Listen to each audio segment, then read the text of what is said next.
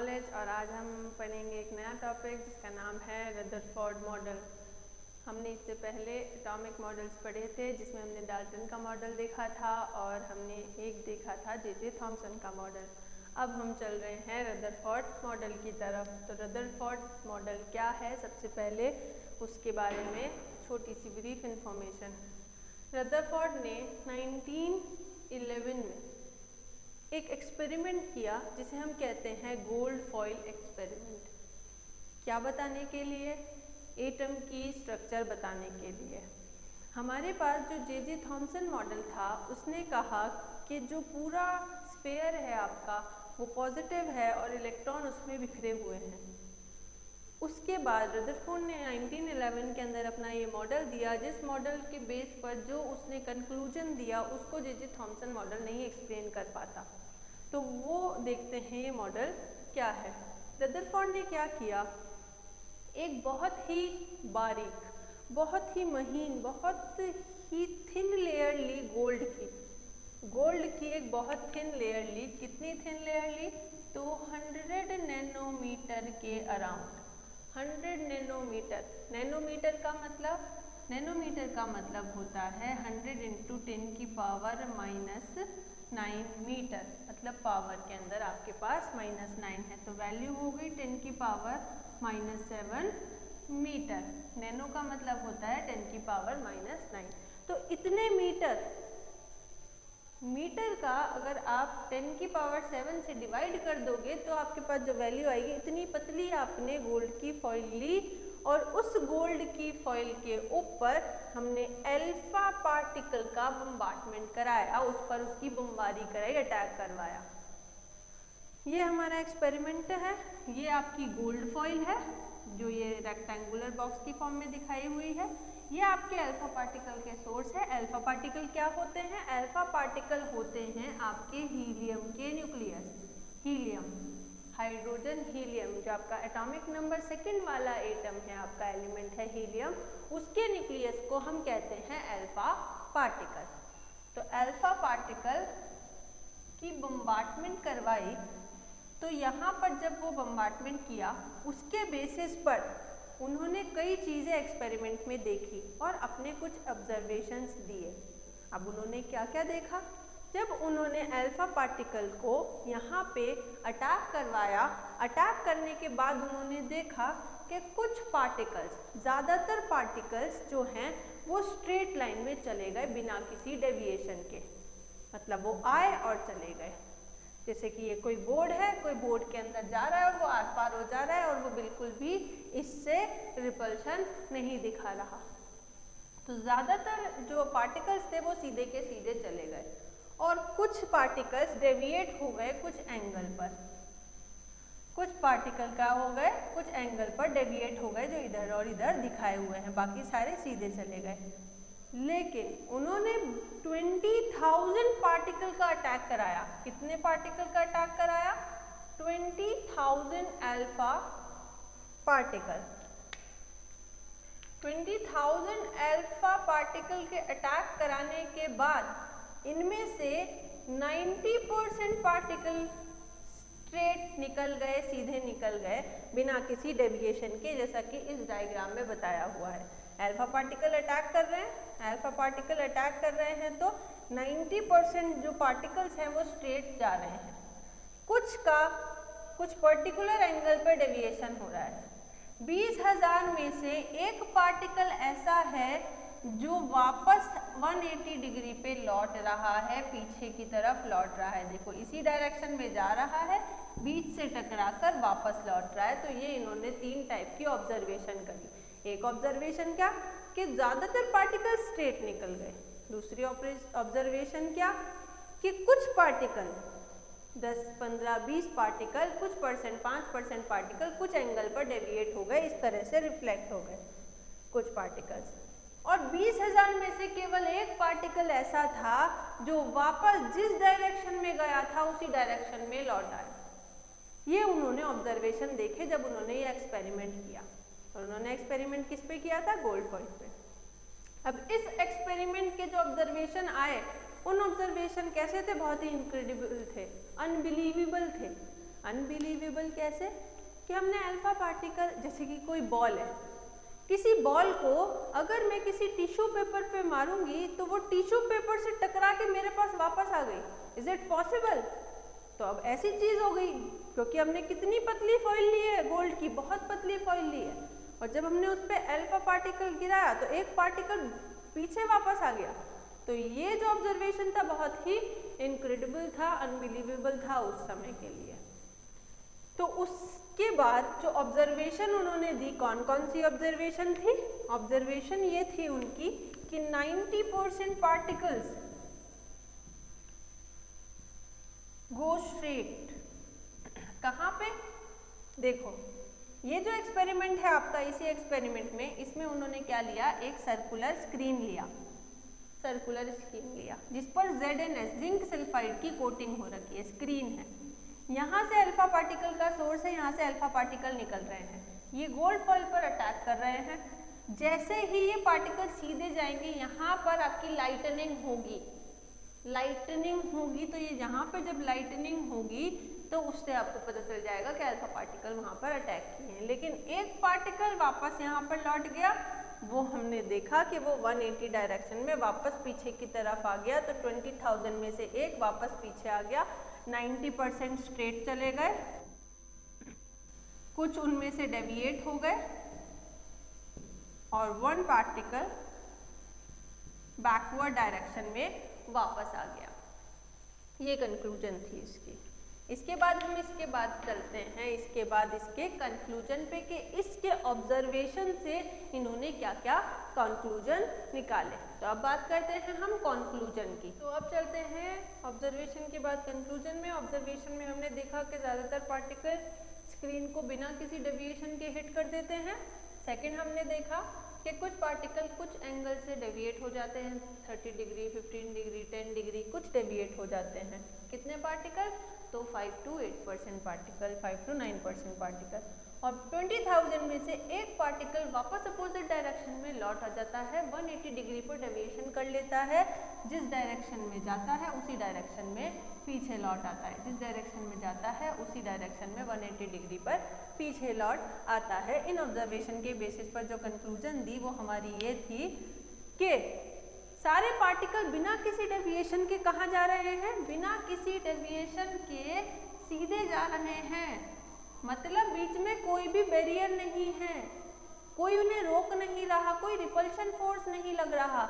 मतलब ज्यादातर most of the part of atom is hollow and chargeless. आपके alpha particle है, अगर कोई दूसरा चार्ज यहाँ पे प्रेजेंट होता तो वो उसको क्या करता? तो ट्रैक करता या रिपल्शन करता, वो ऐसा कोई रिपल्शन उन्हें महसूस नहीं हो रहा।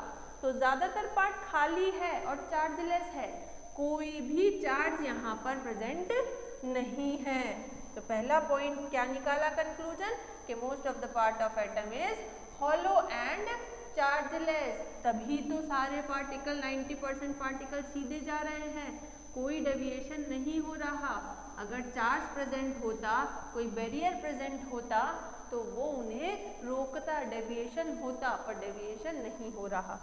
सेकेंड पॉइंट है आपका there is a repulsion force which act on the particle who deviates. हमने कहा कि कुछ पार्टिकल कुछ एंगल से डेविएट हो गए, तो ये जो एंगल से डेविएट हो रहे हैं जरूर यहाँ पे कोई फोर्स वर्क कर रहा है। ये फोर्स जो वर्क कर रहा है, ये फोर्स जो वर्क करेगा तभी तो डेविएट करेगा, यहाँ पे रोकेगा। तो तभी यहाँ पे जब उसने सीधे जाने से रोक दिया तभी तो वो साइड में मुड़ गया। तो कोई फोर्स वर्क कर रहा है वहाँ पे, कोई रिपल्शन फोर्स उन्हें रोक रहा है, जिसकी वजह से उन्होंने अपना पाथ चेंज कर लिया, पाथ चेंज कर लिया। तो इस रिपल्शन फोर्स का जो वॉल्यूम है वो पूरा एटम नहीं है, क्योंकि ज्यादातर खाली है, ज्यादातर सीधे जा रहे हैं, वो पास में ही है, इतनी सी जगह ही है वो वॉल्यूम जहाँ पे वो रिपल्शन फोर्स वर्क कर रहा है, पूरी जगह नहीं है। तो वो पॉजिटिव जो है आपका वो कंसंट्रेटेड है इतने से वॉल्यूम में, वो पॉजिटिव आपका इतने से वॉल्यूम में कंसंट्रेटेड है। अब है वॉल्यूम ऑफ पॉजिटिव। इस पॉजिटिव को उन्होंने कहा न्यूक्लियस। क्या कहा? न्यूक्लियस। इस न्यूक्लियस का जो वॉल्यूम है वो पूरे एटम के वॉल्यूम से बहुत कम है। उन्होंने बताया कि जो एटम का वॉल्यूम होता है वो होता है 10⁻⁻10 मीटर और जो न्यूक्लियस का वॉल्यूम होता है वो होता है 10⁻⁻15 मीटर, जो कि एटम के वॉल्यूम से बहुत ही कम है। एटम के वॉल्यूम से न्यूक्लियस का वॉल्यूम बहुत ही कम होता है और इसीलिए इसके कम होने की वजह से ही एक पार्टिकल जो है वो वापस लौट आया कि बहुत कम वॉल्यूम के अंदर उसका रिपल्शन फोर्स वर्क कर रहा है, वो उसको आगे जाने ही नहीं देगा इतनी सी जगह में से। यहाँ पे इसका इस पूरे वॉल्यूम में मान लो इसका अट्रैक्शन फोर्स वर्क कर रहा हो तो यहाँ से तो ये कुछ अमाउंट में डेविएट होगा, लेकिन जो बीच में जा रहा है अल्फा पार्टिकल वो तो पूरा मुड़ के वापस आ जाएगा। तो वो छोटे वॉल्यूम को हमने कहा न्यूक्लियस और उसका जो साइज है वो एटम के वॉल्यूम से बहुत कम है, 10⁻⁻15 मीटर है। तो ये अपनी कंक्लूजन दी अपनी ऑब्जर्वेशन के बेसिस पर रदरफोर्ड ने, और इन ऑब्जर्वेशन और कंक्लूजन के बेसिस पर उन्होंने जो मॉडल आपको दिया, जो पोस्टुलेट्स आपको बताए, उन्हें हम कहते हैं रदरफोर्ड मॉडल, जिन्हें हम जो हमारे लिए आगे की रिसर्चेज में इवन आज तक बहुत ज़्यादा इम्पॉर्टेंट है। एटम के स्ट्रक्चर को बताने के लिए बहुत ज़्यादा बेनिफिशियल हमारे पास रहा है रदरफोर्ड मॉडल। अब इसके बाद हम आगे देखेंगे रदरफोर्ड मॉडल क्या मॉडल उसने दिया, उसकी क्या पोस्टुलेट्स। तो इसके बाद हम चलते हैं रदरफोर्ड मॉडल की तरफ। रदरफोर्ड मॉडल अब है जो उसने कंक्लूजन दिया और जो उसने ऑब्जर्वेशन की उसके बेस पे क्या मॉडल उसने दिया एटॉमिक मॉडल, वो एटॉमिक मॉडल को हम रदरफोर्ड मॉडल कहते हैं। और उसके पोस्टुलेट्स हैं, सबसे पहले है कि पूरा पॉजिटिव चार्ज और मास एक छोटी जगह सेंटर के अंदर, मिड के अंदर एक छोटी जगह जिसे हम न्यूक्लियस कहते हैं उसमें कंसंट्रेटेड रहता है। जितना भी एटम का पूरा मास है वो इस जगह कंसंट्रेटेड रहता है, सारा पॉजिटिव इस जगह कंसंट्रेट रहता है, जिसे क्या कहते हैं हम, जिसे हम कहते हैं न्यूक्लियस।